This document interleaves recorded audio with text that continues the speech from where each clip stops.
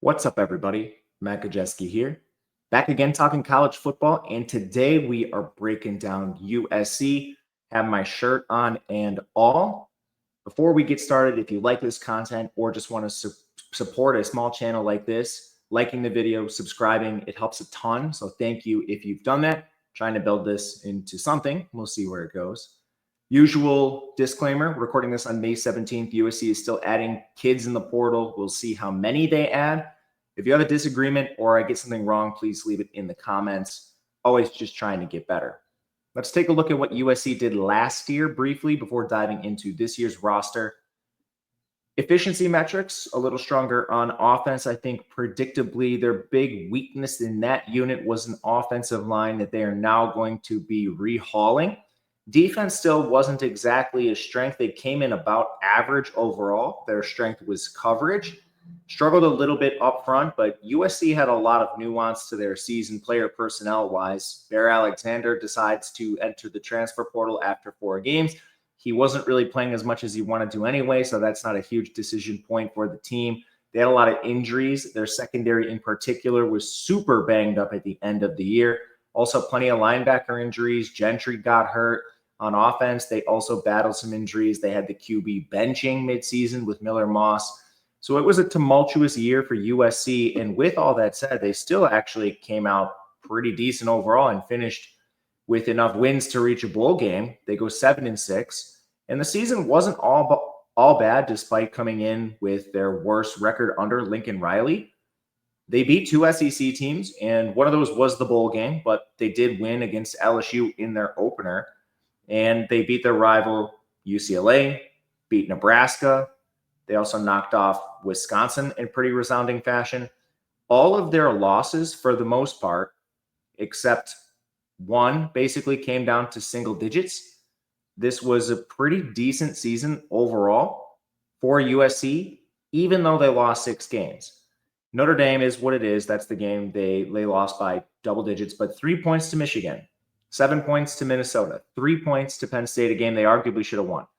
1 point to Maryland. They definitely should have won that game. 5-point loss to Washington, and then Notre Dame to close out the regular season.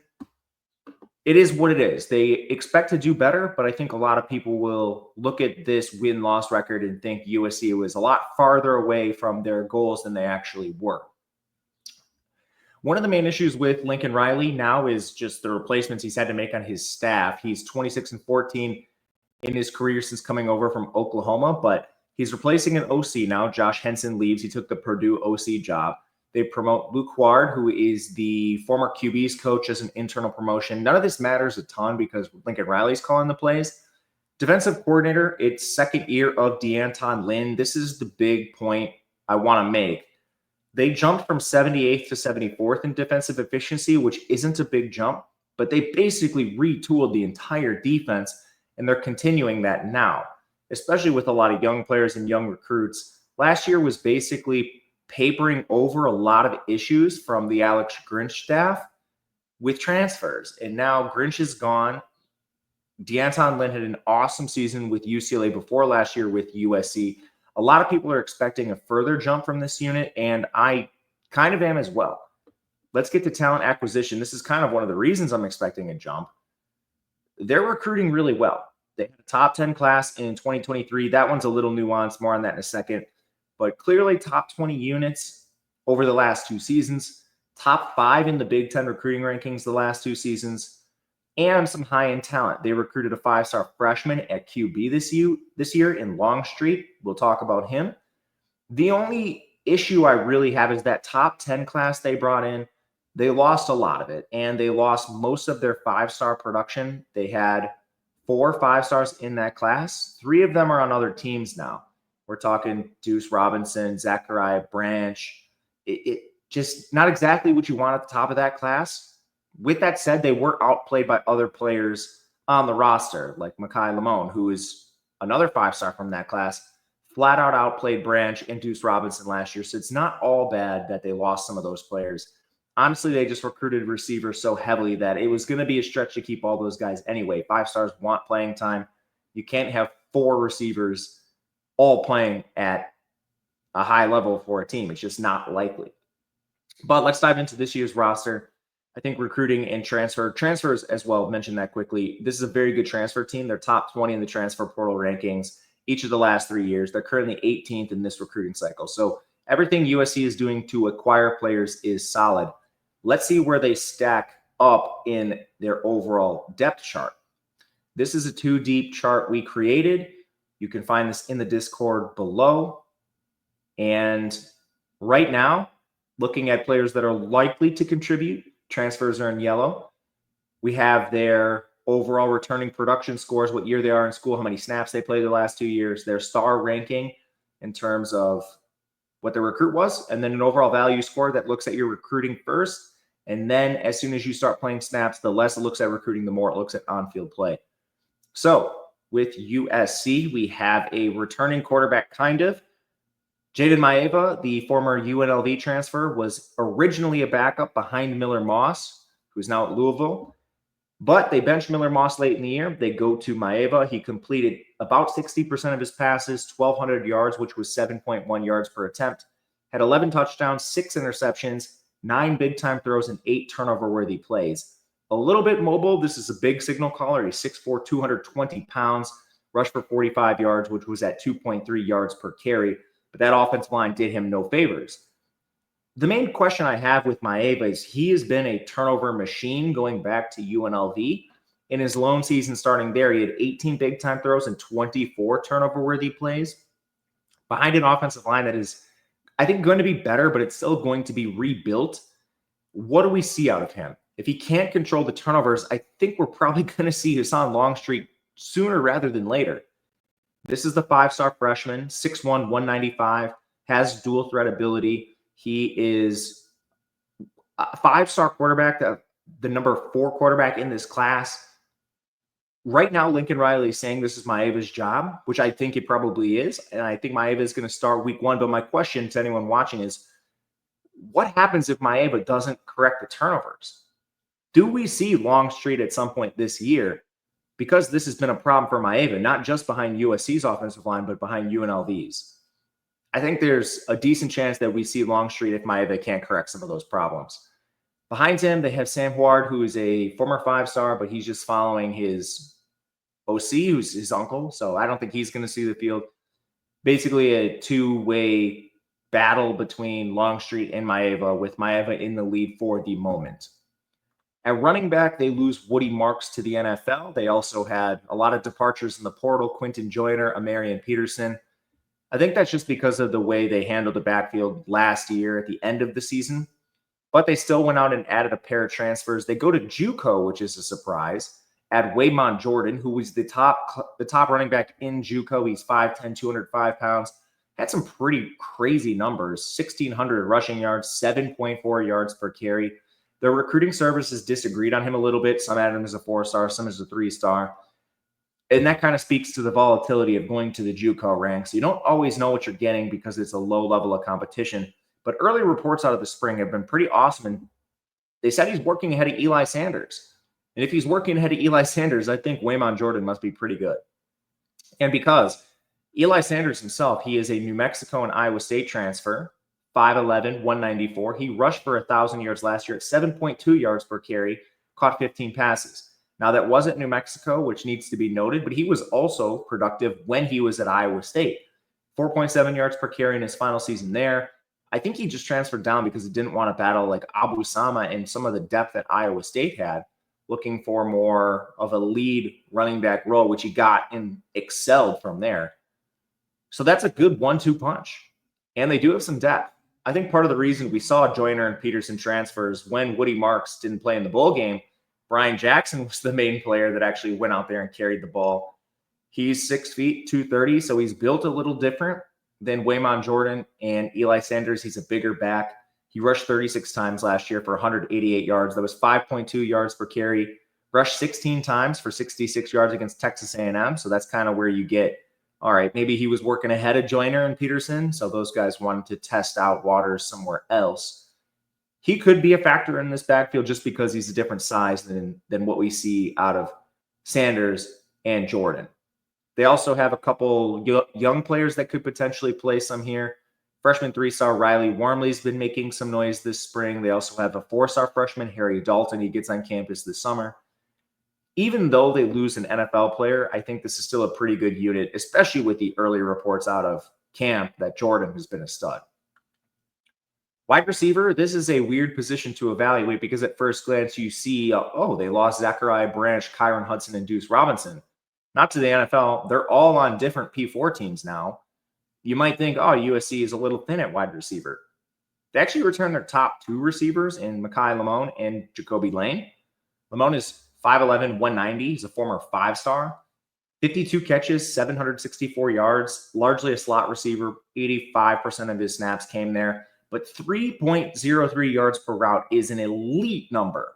One of the best in the country. Just amazing how productive he was. And it's not like Lane was far behind. Lane is much different. He's 6'4", 195, a former 4-star, 43 catches, 525 yards. 84% of his snaps came out wide. 1.64 yards per route, so not as productive as Lamone, but what an awesome 1-2 punch these two provide. Now it's just about, can we find a wide receiver 3 consistently? And they do like to run 4 wide a fair amount, so can we maybe get a wide receiver 4? There's not much production behind these guys, but they have a lot of elite recruits. Redshirt freshman 4-star Xavier Jordan is still here. They recruited 3 4-stars in this class, Corey Sims, Romero Eisen, and Tanook Hines. Only one of them is on campus, that's Sims. He's played well in the spring. They've battled some injuries, so he's gotten more reps than maybe a freshman normally would. And Hines is a track star, so he provides some lid-lifting ability that the offense may not have without him. But that's not all they did. Went out and added a couple transfers. Zacharias Williams from Utah, Prince Strachan from Boise State. Williams, now a sophomore, played 167 snaps last year, 10 catches, 6'2", 192, profiles as a perimeter receiver. Strachan does as well. He's 6'5", 211, 25 catches for 304 yards. Only 1.25 yards per route last year, which is pretty bad in the Mountain West, but he was at 1.99 in 2023, so perhaps he's a player that can regain that form. Just don't love these guys that are middling producers in low level of competition going up to the Big Ten. We've seen that actually with USC a number of times. One player who sort of fits that mold is Jay Fair, who's back. He's an Auburn transfer, didn't really play last year, but 31 catches with Auburn in 2023. So he's produced at least at some point in his career. He could be a bounce back candidate and maybe crack the rotation. USC will go as deep as 6 receivers if they can. Injuries have limited them a little bit, but I'm curious to see how deep they go. I think we're locking in Lamone and Lane as their top 2 receivers. And from there, they have they have the talent and they have some of the transfers to piece together what remains of the next 2 receivers. And it could be as strong as one of the better units in the country if they get something out of their young players. Tight end, they're returning Lake McCree. He's 6'4", 250. Numbers were actually pretty bad the last 2 seasons, but he's been so hurt and playing through injury that I almost want to give him a pass. It's just really hard to know how much that affected him. Got hurt right before the end of 2023, missed a number of games in season last year. So he only ends up with 24 catches for 238 yards. He's not really a good blocker, so we need the receiving. But overall, his total numbers, blocking and receiving, graded out in the 29th percentile last year, which was a big step back from 23. He's already been banged up in the spring, so I think he'll return to form. It's just a question I have at this point. He keeps getting hurt, and at some point, we probably need to consider him not likely to play a full season. I don't know. But they're deep, so this isn't a huge concern. They also don't use a tight end on 100% of their snaps. 4-star sophomore Walker Lyons played 183 snaps last year. Very good receiver. Actually graded out as an above-average blocker, which surprised me because he's only 235. Perhaps he's putting on weight this offseason, but he's a really strong breakout candidate after pretty decent numbers in the blocking and receiving game. They're also deep. They have redshirt freshman, 4-star Joey Oslin. They have an incoming freshman in Walter Matthews. So this is a pretty good unit. Excuse me, Walter Matthews, a 4-star redshirt freshman as well. The biggest concern I have with USC is the offensive line. They're losing 3 full-time starters, including their best player from that unit, Jonah Monheim. However, this unit was not even close to where it needed to be last year. We had Miller Moss and Maeva running for their lives at times. So they're retooling this and probably for the better. With that said, it's still a little uncertain. Left tackle, I think you're probably going to see Elijah Page. He's a returning starter, one of the two, former four-star. 28 pressures allowed, still only 2 sacks. He came out slightly above average in both the pass game and the run game. They need a step forward for him on the blind side, but he's not awful. He is a slightly above average starter for this team, which is a good place to begin. He was also young. At left guard, they bring in DJ Wingfield, originally a JUCO transfer. He played his first 2 seasons with New Mexico before moving to Purdue last year. With New Mexico, he only allowed 7 pressures, which is awesome. But then when he jumped to the Big Ten last year, we saw him allow 21 pressures. Purdue was awful, and he will be playing with a better team overall, so maybe they can correct some of those issues. He was a good run blocker, though. So I think we're dealing with an above-average starter at left guard at the worst. At center, they bring in another former JUCO kid and now a Syracuse transfer, Jayonre Reed. Reed has 2 years of starting experience with Syracuse, and he's played in 2 completely different offenses in that span. I think the 2024 Syracuse offense will look a little more like USC, and he allowed 15 pressures, just 2 sacks, but Syracuse threw at one of the highest rates in the country, so his rate stats are actually pretty good in both the pass game and the run game. Your left side, including your center, I think is in a pretty good spot and should be improved from last year. Right guard is Alani Noah. He is the second returning starter, one of the weaker links on the offensive line last year, 15 pressures allowed, not good in the run game. With him, we're kind of just hoping for a step forward, and that's really all that needs to be said. He's a player who's now a junior, had to start right away as a sophomore, so we're just hoping for that growth and development. And finally, right tackle is the least clear. Reports out of USC in spring have been contradictory. A lot of people saying Tobias Raymond has locked this down. Others saying Justin Taanu has been looking healthy in a bright spot as well. Neither played much last year. Raymond, 158 snaps, allowed 8 pressures, which wasn't good. Taanu allowed 3 pressures on 85 snaps. Also not the best rate statistics. They do have some depth. I mean, this is a position that USC is not historically recruited well. And some of their recruitments have just flipped. You know, like Zandamella's at Florida. He was originally a USC recruit last year and a 4-star. But this year they bring in Aaron Dunn, Alex Payne. They also have Makai Sina from last year's class.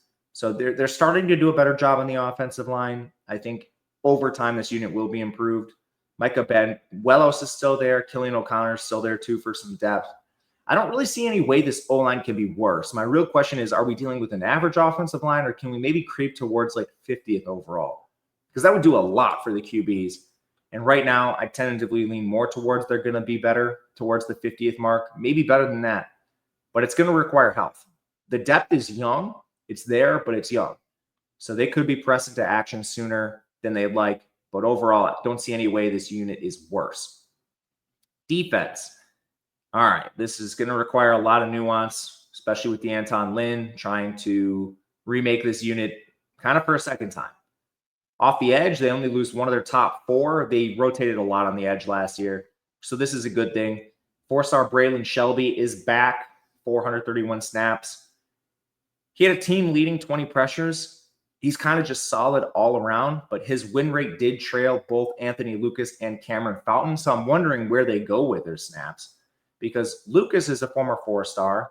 He got hurt last year in week 7. And before that, he was awesome and had really good rate statistics, 14 pressures on his limited snaps. And even his replacement, Cameron Fountain, is a 4-star. He's a sophomore now. He played 248 snaps, largely in relief of Lucas. And he started the final 4 games with 15 pressures. I think at the very worst, you're looking at a 3-man rotation. And I think your ceiling is kind of elevated if you get a healthy Lucas and another step forward from Fountain, who was forced into action as a super young player. So this edge group, I think, is going to be better. They also added a 4-star freshman in Jakeem Stewart. He might have to play right away just because it's not the deepest unit, but they're also moving some players around on defense. More on that in a second. I think the edge group could be improved. Inside, they're replacing a lot, but I'm not really concerned about the replacements they have to make. Their main returners are Devin Thompkins, 400 snaps, and Kobe Pepe at 265. Thompkins did struggle a little bit in run defense. He's more of like a 5-tech. He's 285, so unless he puts on weight, this could be a problem. But 16 pressures for him is very good for an interior player. Pepe proved an overall more efficient run defender. but I still don't think USC was happy with this position. They clearly targeted it in the offseason. They bring in a pair of transfers in Keyshawn Silver from Kentucky and Jamal Jarrett from Georgia. Silver's a former five-star. Originally with North Carolina, moves over to Kentucky. He's played average on just about 600 snaps the last 2 years, so never fully been able to carve out that starting role.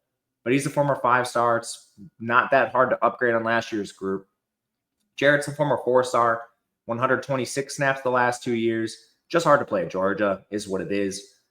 There's really no way I think this unit could be worse. They also have a pair of second-year four-stars in Carlin Jones, Abasiri. Abasiri did have to play 92 snaps last year too. So the unit is deeper. It's more talented. Last year, I mean, we're talking about Wyoming and Vanderbilt transfers, especially when Bear Alexander departed. So it was kind of a disaster from the start last year. Unless there's injury, I guess unlucky injuries, there's no way it could possibly be worse, in my opinion. Linebacker, they lose Mason Cobb, probably a good riddance situation. They also lose Easton Mascarenas Arnold. That leaves Eric Gentry and Desmond Stevens Jr. Gentry was injured most of last year, but he's played really well when healthy. He's been hurt for a large part of the last 2 seasons, but going all the way back to 2022, where he played 560 snaps, Gentry has never really put bad film on the field, maybe a little up and down at times, but if they can just get him to be healthy, this is a good place to start. Then Stevens, he played 105 snaps in rotation. He was a freshman. Now he's a 4-star sophomore, so expecting bigger things from him. They've also been praising a couple players. Jaden Walker, he's a 3-star redshirt freshman. He's having a good camp. They also added Tamir Robinson from Penn State, who was a surprise. Penn State thought they were going to keep him. He's a 4-star redshirt sophomore who played 100 snaps last year, just a little buried at Penn State. So attacking playing time, clearly. But this unit, I think, is going to be better largely just with help from Gentry. And then players that were forced into action last year were super young. Robinson bolsters the unit. They also have further depth with redshirt freshman Elijah Newby and an incoming freshman in Matai Togai. Newby, he might play on the edge. A lot of reports coming out of spring are that Newby's going to play on the edge. He's 6'3", which is enough height to play on the edge, but he was only 220 pounds last year. Really going to have to transform his body if he's going to handle more edge rushing abilities, but they could use an extra edge, so I'm not too surprised by this. Defensive back, they lose basically everybody. This was the strength of their defense last year, so no more Jalen Smith, Achille Arnold, Greedy Vance Jr., Jacoby Covington, and John Humphrey. Interestingly, like every one of them was hurt at some point last year. But anyway, they bring in a number of transfers, 3 of them. DJ Harvey from San Jose State, Chasen Johnson from UCF, and Kevin Longstreet from Texas A&M. I'm talking corner specifically. They have a couple more safety transfers, but we'll get there. So far, Lincoln Riley has basically come out and said Harvey's a candidate to start, and then Braylon Conley, Marcellus Williams, DeCarlos Nicholson, and Prophet Brown are all battling. Clearly, I don't think they were super impressed because they go and add Chasen Johnson too. They're going to let this play into the summer. So this is going to be a projection. I'll try to talk about everyone who could potentially win a role. I think Harvey's a good candidate to start. Played with Virginia Tech for 2 years, but didn't get on the field. So he goes to San Jose State. He had a crazy 2024. 56% completion allowed for only 7.9 yards per attempt, but he had 7 PBUs and 4 INTs. Incredible. I think he's going to be a boundary corner. Johnson is honestly a pretty good candidate as well. Played right away as a freshman with UCF for 452 snaps. And his big problem and why he doesn't grade out better is he missed 24% of his tackle attempts. 3 PBUs, pretty good in coverage. If you can just clean up some of the tackling, Johnson's a good candidate to start. Tentatively have him as a backup right now, but wouldn't be surprised at all. And then from there, you have Conley. He's a 3-star redshirt freshman. Haven't seen much of him, less than 20 snaps. Williams, Marcellus Williams, he's a 4-star redshirt freshman, less than 20 snaps. Nicholson is a Mississippi State transfer from last year's cycle, originally came from JUCO. He took a step back last year, only 263 snaps, but his career coverage numbers aren't great. A 71% completion percentage. So I don't know what we really get from him. And then Prophet Brown has played a lot, but it's basically been in rotation. But he is the most experienced slot corner they have returning. So that's at least worth mentioning. He's probably got a decent chance to play here. Longstreet, I don't think we see much of. He's just the brother of the 5-star freshman QB Hassan, so I don't think we see a lot of Kevin Longstreet. Otherwise, they do have some depth. Tevin Castro, Alex Graham are freshman 4-stars. Isaiah Rubin's a redshirt freshman 4-star. So there is some ability to potentially play a young player as well if the summer does not go according to plan. Safety should be much deeper. They bring back former UCLA transfer Kamari Ramsey. He's been an elite starter for the last 2 years. Third on USC in tackles last year, 5 PBUs and an interception. His completion percentage did jump from 46% to 70%, which is a slight concern. But he's the veteran of the secondary, the leader. He should be the best player here. They do go out and add Bishop Fitzgerald from NC State and Kennedy Urlacher, son of Brian, from Notre Dame. Fitzgerald, he's originally a JUCO guy, but he started 2 years with NC State. Awesome production last year, 55 tackles, 6 PBUs, 3 picks, a 62% completion into his coverage. I think there's a very good chance he plays this year. And then Urlacher, only 65 snaps as a freshman, but he flashed. I think he's more of a future piece for them. But they have solid safety depth. Christian Pierce, he's a junior, over 100 snaps. He's been mentioned as a candidate to play in the safety or the slot. Marquise Gallegos is a 4-star redshirt freshman. He's been getting some hype. Anthony Beavers Jr., he's played 359 snaps the last 3 years. They've been moving him across the defense, and he's played a lot of linebacker. So maybe with them moving Newby to the edge, they move Beavers to linebacker. But he's small, so I think he'll be a hybrid piece regardless. And finally, they added Kendarius Reddick, who is a 4-star freshman, to the defense as well. Overall, I just don't see any way it could possibly be worse. They're bolstering the unit with a lot of transfers that are proven, and they're adding young 4-star, 5-star talent. Unless there's just complete injuries across the board, there's just no way this unit could be worse in the second year under D'Anton Lynn, in my personal opinion. At kicker, they also go out and add UNLV transfer Caden Chittenden. Weird kicker. He was the 48th most efficient last year. Missed one of his 56 extra points, but he was 26 of 33 on field goals. Kind of sprayed stuff across the board. He was 1 of 4 from 50 plus. Then he missed 1 inside 50, 1 inside 40, and 2 inside 30. So I don't know. Should be better than last year. Their special teams was 64th, and kicking wasn't a strength. So that's at least worth mentioning. Let's go to the the schedule, and talk about what USC has to face this year. One of the more important factors for this team is not what I wanted. Here we go. Non-con should be 2-1, most likely. Missouri State's FCS, Georgia Southern. They play it at home too. The hard one is Notre Dame. They got to go out to South Bend. That's probably a loss. They're going to be an underdog in that game unless there's some crazy injuries or something like that, and probably a decent one. I think this USC team is better than people expect, so anything can happen in that game. It was semi-close last year. Again, it was the only one they lost by double digits. But outside of that, the schedule is pretty manageable for a Big Ten team. The only thing you got to worry about is travel. It's always going to be hard as a West Coast team. But among the power players, they've got to face Oregon, which is not a long road trip for them, and Michigan. They dodge Ohio State. They dodge Purdue. They also get some bottom feeders in the conference. They play Michigan State, Purdue, UCLA, and Northwestern. All those are highly winnable games. If you go just based on the games they should win this year, that's 6 immediately, including the 2 non-con cupcakes. And then they play a decent amount of the middle class. You got to go to Illinois, to Nebraska, home against Iowa.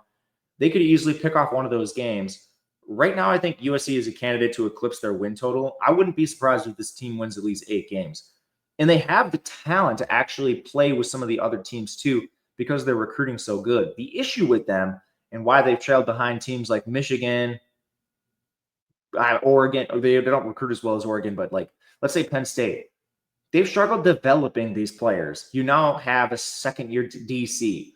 Offense has never really been a problem with development, maybe the offensive line, but this is a unit that has a lot of hype. And as you can see, their overall power ranking, I'll bring you there for a second, that's available here. It's going to surprise you. It comes in ahead of a lot of teams.